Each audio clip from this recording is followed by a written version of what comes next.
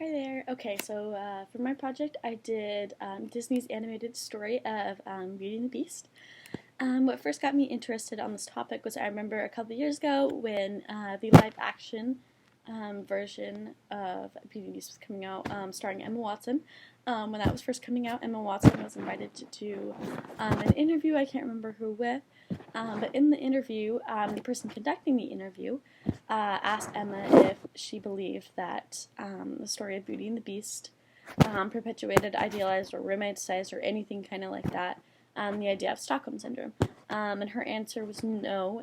She believed that the story did not idealize the idea of Stockholm Syndrome.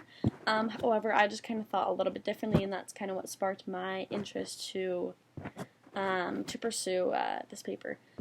So kind of just to get us started here, so I'm just going to hurry and kind of describe to you guys what Stockholm Syndrome is. I don't know if you guys have heard the One Direction song, but I think that summarizes it pretty well. Anyways, but I'll give you kind of a more formal definition. So Stockholm Syndrome happens when, let's say, in like a kidnapping situation, when the victim who was kidnapped falls in love with her captor or her kidnapper, and vice versa when the kidnapper falls in love with the victim who he's kidnapped. Just kind of some more background information for you. The first known case of Stockholm Syndrome happened in 1973 in Stockholm, Sweden. Stockholm, yeah, kind of what it's named after for. In this situation, it involved a man, and this man decided to rob a bank. In doing so, the man took hostages with him, and it happened over the course of 6 days.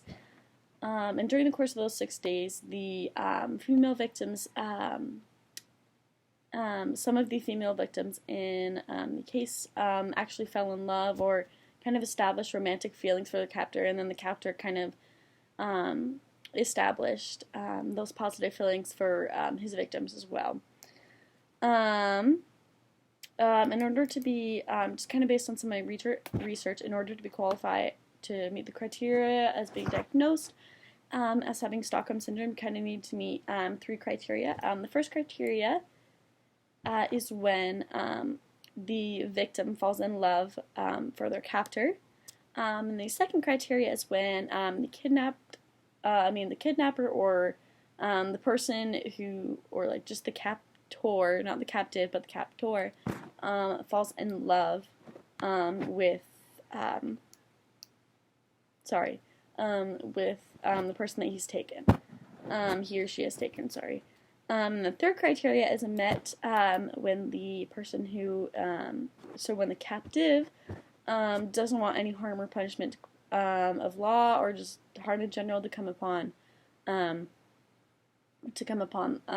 their captor. And I feel like this is demonstrated in Beauty and the Beast pretty well over the course of the movie. Sorry, I'm just gonna kind of hurry and give you the examples just because I don't have enough time to explain like the whole story of the movie. The first example, or like the first criteria, is met when Belle falls in love with the Beast. During the movie, she's attacked by wolves, trying to escape from the Beast, and the Beast actually comes to save her. And in doing so, he kind of sustains some major gashes and cuts and stuff like that, and actually faints because of blood loss.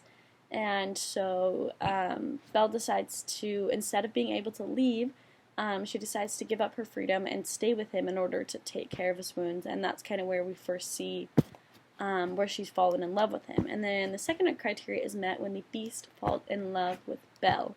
And we can see this while over the course of like the entire movie, as well as specifically when Belle is taking care of the Beast. You can actually kind of sense or kind of feel his attraction towards her. And then the third criteria is met when Belle seeks no harm to come upon the Beast. In the story, she returns to the village and tells the village of what's been happening with the Beast. Not to punish the Beast, but she returns in order to save her father during the story. And then that kind of, the third requirement is met when Belle kind of returns, and the village actually goes and kind of like wants to kill the Beast, even though Belle says no, don't kill him and stuff like that. And that's where we see the third criteria met.